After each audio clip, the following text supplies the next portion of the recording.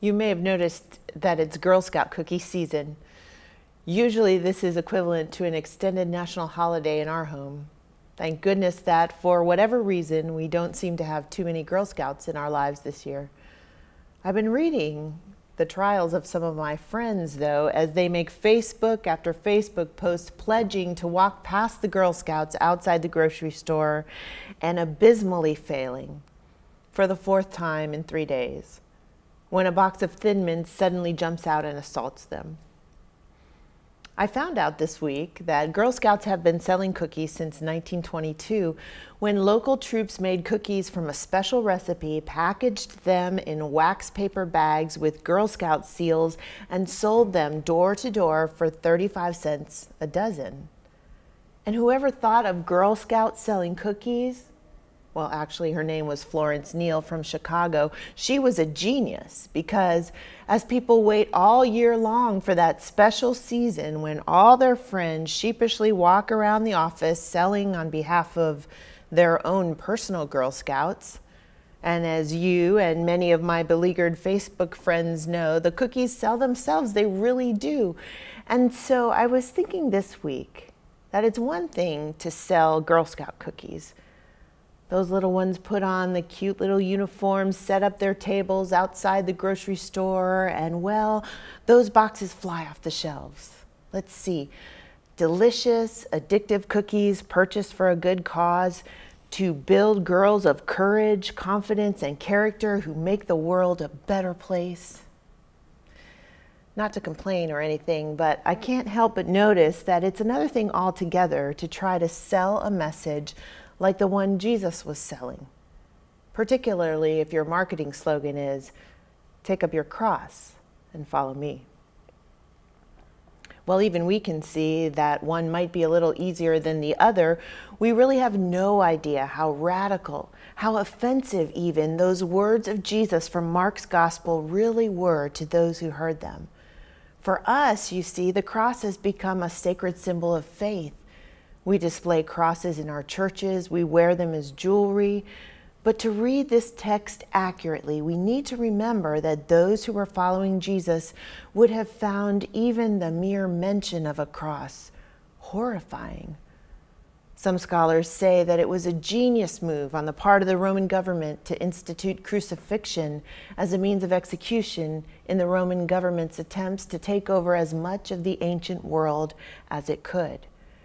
See, in the world in which Jesus lived, the Roman government ruled with an iron fist that kept all of their conquered societies in line using crucifixion. It was a uniquely Roman way to die. You'll recall that Roman citizens were exempt from crucifixion, but the method was liberally used on criminals and especially those who might serve as examples to others considering a disturbance of the peace. During a crucifixion, the punished was nailed or tied to two large beams and left exposed to the elements until he died. The primary goal of crucifixion was to provide a particularly gruesome, painful public death, ushering the victim out of this life in an especially shameful and degrading way. You can imagine the effects of this method of execution on the society in which it happened. Violence, fear, horror. These were the side effects of public crucifixions, and they worked to keep people in line. After all, crucifixions were public spectacles. Sometimes it took days for the crucified to die, and very often bodies were left nailed or tied to crossbeams until they rotted. I could go on, but I think you get the picture. Whatever religious or sacred significance you and I have come to assign to the symbol of the cross was certainly not present in the minds of those who followed Jesus on that day that Mark recounts here. So you can imagine their confusion as they heard his words, "Take up your cross." Was he crazy? Truthfully, while we've managed to sanitize the symbol of the cross sufficiently that we can close our eyes and sing any number of beloved hymns assigning it devotional significance, and even we have taken these and other words of Jesus and created theological constructs that have resulted in some pretty dangerous ideas. Just think, from this passage, Christians have come to believe humans are depraved and therefore deserve whatever suffering comes our way. Or we have to suffer. It's what we do in exchange for God's love. Or if we grit our teeth long and hard enough and manage to survive our suffering, then we get eternal life. Or there's some hidden virtue in suffering, and in fact, we should look for suffering just so we can become better people. It's right here in our Markan text, some would tell you. Here Jesus is explaining to his disciples how he was going to have to go through some pretty horrible experiences. Jesus was trying to disabuse his disciples of any misconceptions about who he was and what he had come to do. See, a lot of folks were really taken with Jesus' miracles. Some were looking for a political leader, and all through the Gospel of Mark, the disciples and others were forever misunderstanding Jesus. So, here he says it straight. The Son of Man will undergo great suffering, will be rejected, will be killed. Then Peter, ever helpful, started protesting, as many of us would do if we were in Peter's shoes. Jesus stopped Peter's protest pretty forcefully, if you ask me, and then launched into his famous speech, the one that has birthed so many of these unfortunate theories about suffering. If you want to be my followers, deny yourselves, take up your cross, and follow me. But I think we've got it significantly wrong when it comes to suffering.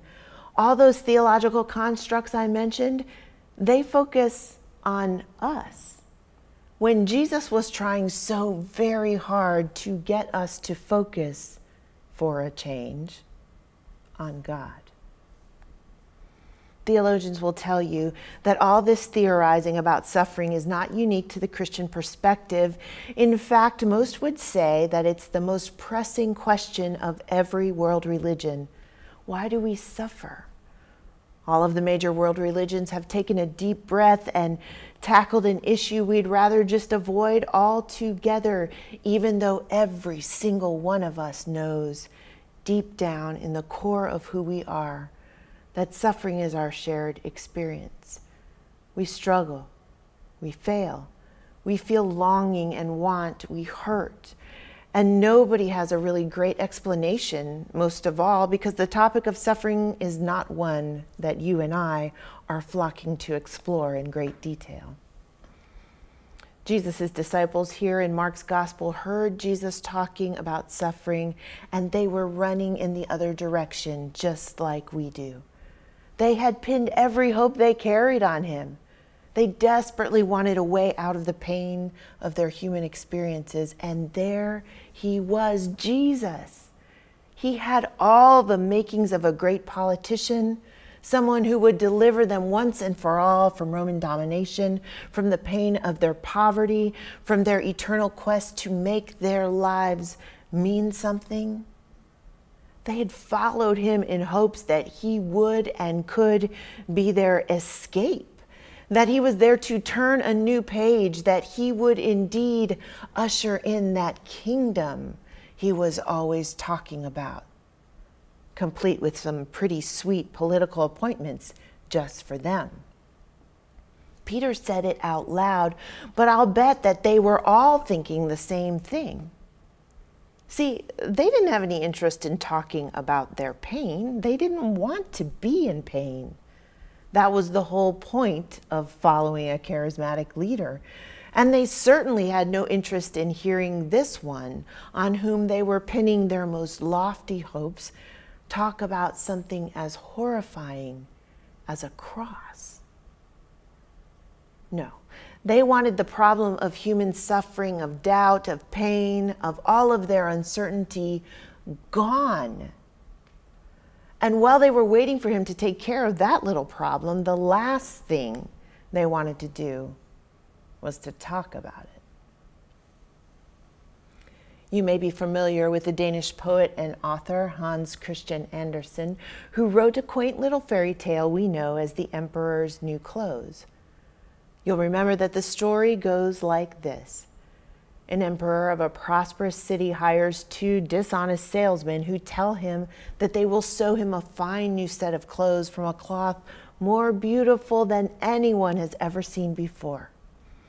The thing is that the cloth is so beautiful, it's invisible to anyone who's stupid or unfit for his position. The emperor can't see the cloth, but he doesn't want to appear stupid, so he acts like he can see it.